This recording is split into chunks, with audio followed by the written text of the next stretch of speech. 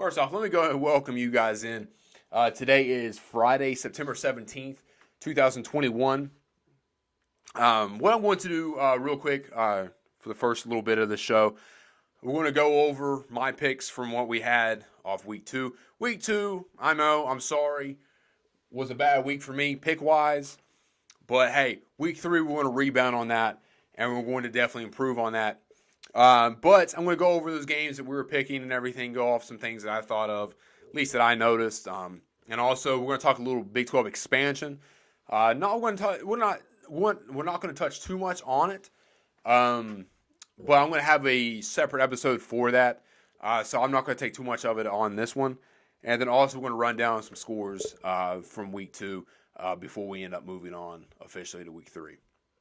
Now, the first game that I picked was Michigan and Washington. That was a late game on Saturday. And here's a theme, it seems like, at least for some of the teams that I picked. They were able to run the ball very, very well. Very well. I'm talking, I think 3 of the 5 teams that I picked, or out of the games that I picked, had over at least 270 yards. At least 3 of them did. And that's very good. Now, Michigan, I think it might be with something with their offense and everything like that. So they run the ball a lot. I think they ended up running the ball for 343 yards total. They ended up running away from Washington. This was not really even a close game.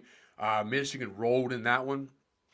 Then we also have the Arkansas-Texas game, which I don't want to talk too much about Texas here because Texas to me is a disappointment. And it has been for a long time. Honestly, if I could have gone back, and if I could have went back to last week when I was picking these games, there was 2 of them that really stood out to me that I was like, it could go either way. First was the Iowa State game, and there was something in the back of my head that was saying, Michael, don't pick Texas. Don't pick them. But guess what? I did anyway. And I really thought Texas coming in at 6-point favorite. I was like, man, I think they can cover that. I really do.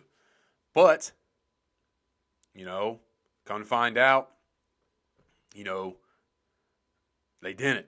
So, and Arkansas, man, ran up and down on Texas. I think they ran the ball for, it was like, 47 times. 47 times for 333 yards. That's good for 7.1 yards a carry.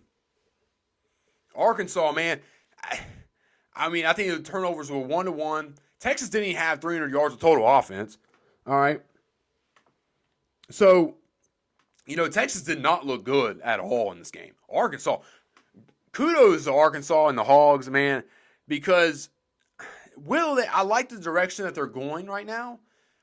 Can they compete in the SEC West this year? No. But do I think that they can make an upset somewhere or at least give a team a run for their money? Oh, yes. I think absolutely they can. Absolutely they can. Now, I think here in a couple years we'll see what happens coach-wise and everything, but I like the direction they have their team heading and everything like that. Now, Now, the other game, which I thought was a pretty good one too, was Iowa State. That was where game day was at.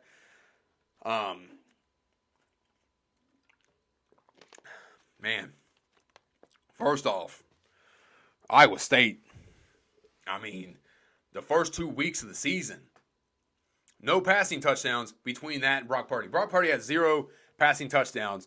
Now, Brock Purdy was benched towards the end of this game. Now, Iowa, I really thought Iowa State was going to kind of control this game for the most part. Being at home with the circumstances, having game day there. The place is a hornet's nest anyway, and it's a tough place to play. It really is. But, man, I was thinking Iowa State, with the playmakers they have on offense, I really thought they were going to win that, Now, Iowa's won 6 in a row. Matt Campbell is 0-5 versus Iowa all-time as Iowa State's head coach. Iowa State turned the ball over 4 times, resulting in 20 points. Iowa State essentially gave this game away. Now, you can look at Iowa's defense and be like, man, they played lights out, which they did, not taking anything away. And they continue the same dominance that they had from week 1 against Indiana. So with Iowa, can they sustain? First off, I think they can sustain the defense, but that offense only getting not many yards at all. I think they had 180-ish, run 180 yards total of offense. That's not going to win you a lot of games, but that defense is going to keep you in games. Are they a top 10 team? It's hard for you not to put them in right now. Now, are they a top 10 team towards the end of the season, October, November? We'll see about that if it's sustainable. But, man, that defense play lights out. And if they continue to play like that, getting touchdowns on defense, I mean, offense, all you got to do is not turn the ball over. Just play simple offense. We'll see. Now, will they win the Big Ten? No. I don't think they can with that without some type of offense. But that defense and an offense does somehow show up, then yes, I think they can. Now, the next game, which I thought this was a really good game from the weekend, was Oregon at Ohio State. I thought Ohio State, given the circumstances of the game, Oregon having to come across country, technically play a 9 a.m. game, out with some of their two best starters out of the game. Ohio State playing in Columbus, Oregon having to come into that environment. Oregon all time was 0-9 versus Ohio State. So the stats and everything else was on the side of Ohio State.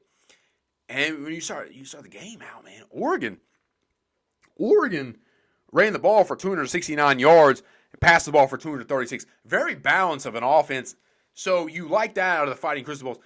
And they basically controlled Ohio State, the whole way almost. Did not turn the ball over one time. The only turnover was from C.J. Stroud, and that was at the very end of the game. So it was a very clean game across the board on both sides. And I think that was the key to Oregon winning that game. Because if Oregon turns the ball over at least one time, they probably don't win that game. They played a very clean game. And you have to give credit where credit is due to Oregon coming into that environment, winning that game. Man, I really, really like Oregon. I have them in my preseason big Pac-12 champions. I like them the rest of the way. I think October 23rd they play UCLA. So right now UCLA I think is 13th. So we'll see when that game, but they should win all up until that point. But I'm looking forward to that. We'll see if UCLA can sustain what they're doing as well. But man, Oregon looks like a playoff team. And if they can somehow get that, because man, there's a lot of turmoil in the South right now. Minus UCLA, they could probably sneak up in there. But USC, firing Clay Helton, I have Utah coming out of the South. And speaking of Utah, okay, Utah went to BYU. I had Utah winning, but guess what? I was wrong on that one as well. You know what? I'm not proud of it, but man, BYU is now ranked. And here's the thing, man, is with BYU, and we're going to kind of go into the Big 12 expansion. All four of those teams, as in BYU, Cincinnati, Houston, and UCF, all won on Saturday. So people ask me, how do you feel about the Big 12 expansion? I like it. I really, really do. I think it's honestly, what were you going to do? I think the Big 12 hit it out of the park with these schools. I really, really do. You weren't going to be able to get another school from a Power 5. You weren't going to be able to get a Big 10 school. You weren't going to get anyone else. I think out of the teams that were available at the time, I think you had a home run. You bring a BYU in that has some type of some national brand name to it. It's not, and let me just say this: you're not going to replace an Oklahoma and a Texas. You're just not going to. Okay, let's go and throw that out of the way. And if you're the Big 12, man, I think you hit a home run with this. The worst has already happened. Texas and Oklahoma are gone. Okay, you don't have to worry about that anymore. And I think with the addition of these four teams, plus what you already have in place, I think it's a pretty decent conference. Now, it's not the SEC. It's not the Big Ten. It's not a lot of these other conferences. But, man, damn it, I think Bob Bowlesby hit it out of the park with this. I really do. I really, really do. We'll see what happens, in the coming years. Now, if you're a fan of one of these schools, what you really want to think about is, okay, what's going to happen with the grant of rights? That's really going to tell you what's going to happen in the future. That's going to tell you, is this a temporary thing? Is this a 2-3 year thing? Or is this a 15-20 year thing? Because until that grant of rights is essentially, extended, this is a temporary fix. This is a temporary thing because we don't know what's going to happen down the road. Is the Pac-12 going to get froggy? Or are they going to be like, hey, Oklahoma State or Kansas or the Big 12 or the ACC, what's going to happen there? I mean, as of right now, these teams are staying put, okay? Now, we don't know what's going to happen in the future. We'll see. Excuse me. But, I mean, it's really, honestly, if you're a fan of those schools, I think it's honestly the best possible scenario you could come up with these schools. I really do like it. I think it adds some, you bring the Cincinnati back, Plain View. You got UCF coming in there, coach-wise. I mean, these are, I'm not saying these are like elite coaches. You're bringing Gus Malzahn, who's been in the power. He's been in the SEC. Luke Finkel, Dana Holgerson even, for many of the West Virginia fans out there. So these coaches that are coming in have played and, have coached in big conferences before. So, yeah, we'll see what happens. Now, a lot of these coaches are going to be there at that time. We'll see about that. But, for as of right now, as it stands, it's a good move for the Big 12. Now, what we'll go ahead and do is we're going to go ahead and review all the games from last weekend on the ranked ones. And see, and then we'll be finished up, and then we're going to go to the preview for Week 3. Going down the list, Alabama State loses to Auburn 62-0. Number 13th ranked Florida beat South Florida. Remember, Week 3, Alabama coming to Florida. That's going to be a good one there in Gainesville. I'm looking forward to that one. We'll talk more about that one here soon. Middle Tennessee State loses in Blacksburg to number 19th ranked Virginia Tech. Toledo gives Notre Dame the run for their money in South Bend, but they lose by 3, 29-32.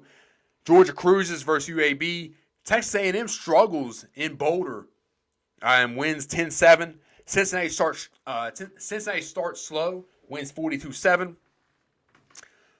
Ball State loses to Penn State 44-13. Alabama rolls. Clemson rolls against South Carolina State. Oklahoma rolls versus Western Carolina. Wisconsin rolls versus Eastern Michigan. And Miami squeaks out a victory versus Appalachian State. And that rolls out the top 25. Stay tuned. We're going to have the preview for Week 3 coming up here soon. So stick around for that.